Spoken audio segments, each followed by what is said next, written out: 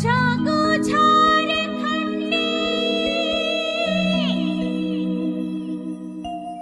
आपन माटी आपन भाषा बाँचै के लागी।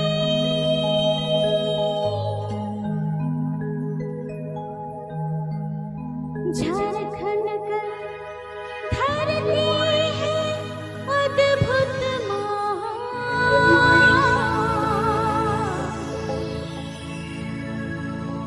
हिया कर माटी की सजग पहचान।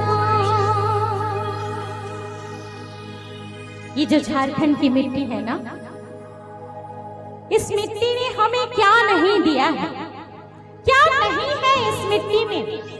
सोना, चांदी, हीरा, मोती, कोयला, अब्रक, क्या नहीं दिया है? इस धरती ने हमें सब कुछ दिया है, झारखंड की धरती ने। इसलिए तो बाहर से लोग खींचे चले आते हैं, और जो आ जाते हैं वो जाना नहीं चाहते, बस जाते हैं, है ना?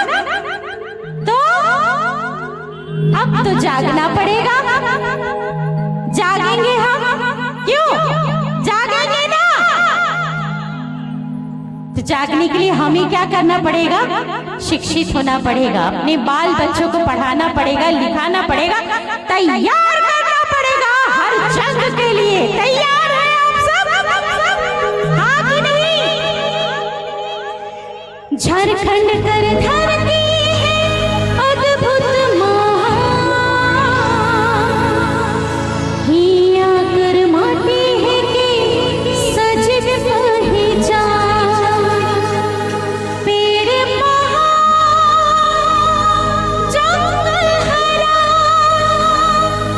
नदी कर संगे बहे प्यार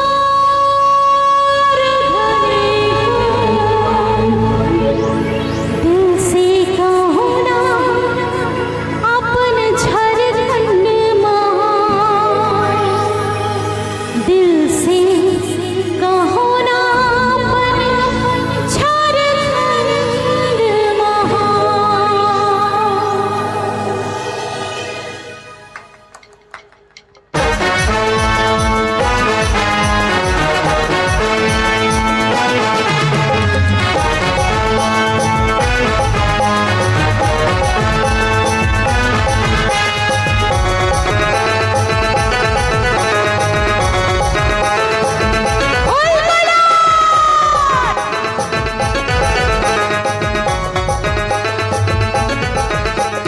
झारखंड कर धरती है अद्भुत महान, हिया कर माटी की सजग पहचान। झारखंड कर धरती है अद्भुत महान, हिया कर माटी की सजग पहचान। पेड़ पहाड़ जंगल हरा, पेड़ पहाड़ जंगल हरा, नदी कर संगे बहे प्यार घनिहान। दिल से कहो ना अपन झारखंड महान, दिल से कहो ना अपन झारखंड महान। झारखंड कर धरती है अद्भुत महान, हिया कर माटी की सजग पहचान, हिया कर माटी की सजग पहचान।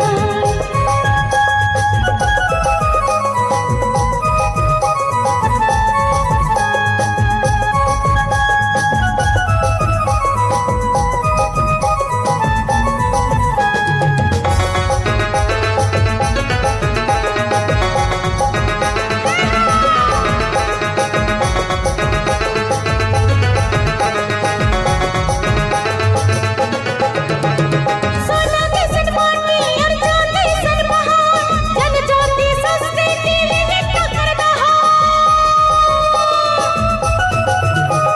सोना के सन माटी और चांदी सन बहार, जनजाति संस्कृति में टक्कर बहार। झारखंड कर शान वीर जवान, संघर्ष से सीख ले सब कर ले आसान, संघर्ष से सीख ले सब कर ले आसान। झारखंड कर धरती है अद्भुत महान, हिया कर माटी की सजग पहचान।